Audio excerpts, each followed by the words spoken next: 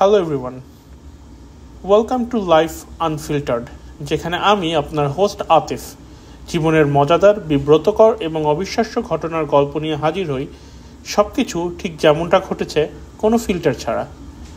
আজকের এপিসোডে আমি কথা বলবো এক চিরকালের সমস্যা নিয়ে, রাতের প্যাঁচার সকালবেলার লড়াই। হ্যাঁ, আমি সেই মানুষ যে রাত 3টায় সবচেয়ে বেশি প্রোডাক্টিভ এবং সকাল 8টার অ্যালার্ম শুনে বলে উঠি কেন। এখনই বলছি, আমি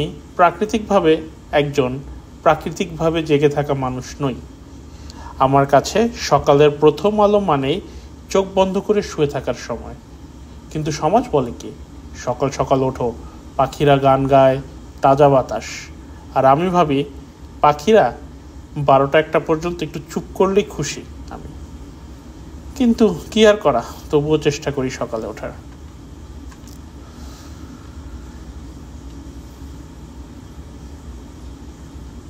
আচ্ছা, কল্পনা করুন, খুব সুন্দর একটা ঘুম দিচ্ছেন আপনি, স্বপ্নের মধ্যে ভেসে বেড়াচ্ছেন। তখনই হঠাৎ অ্যালার্ম বাজে, শুধু বাজেই না, বাজতেই থাকে। আপনি ভাবছেন এটা কি কোনো জরুরি ঘটনা? তারপর অনেক কষ্টে চোখ ভেঙে আপনি চোখ খুলে যখন তাকান আপনার ফোনের স্ক্রিনের দিকে, তখন দেখেন 8টা বেজে গেছে, এখনই উঠতে হবে, অফিস ধরতে হবে। আর তারপর অনেক স্ট্রাগল করে অফিসে যে শুরু হয় অফিসের সময়। অফিসে পৌঁছেই আমি বুঝতে পারি সকালের মানুষদের সাথে থাকা একটা বড় চ্যালেঞ্জ। তারা সব সময় চা কফি নিয়ে কথা বলে। আমার পক্ষে যা আর একটা বিশাল সমস্যার মতো। আমার কফি কাপটা ধরা আর সেটাকে মুখের কাছে আনা দুটোই অনেক টায়ারিং অ্যান্ড বড় কাজ মনে হয়। সবাই চায় যে আমি সকালবেলার মিটিংয়ে টাইম মতো যোগ দেই, কিন্তু আমি সবসময় ভাবি আমার হাতে আরেকটা ঘন্টা থাকলে আমি আরেকটু ঘুমাই নিতে পারতাম।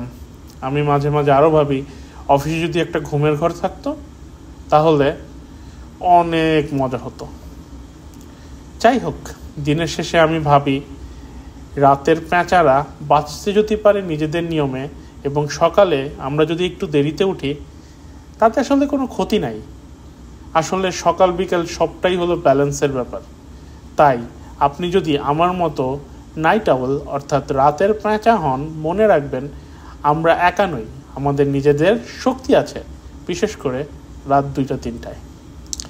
আজকের গল্পে আপনারা যদি নিজেরাও কানেক্ট হতে পারেন, তাহলে আমার মতো করে দিনের সঙ্গে লড়াই চালিয়ে যান।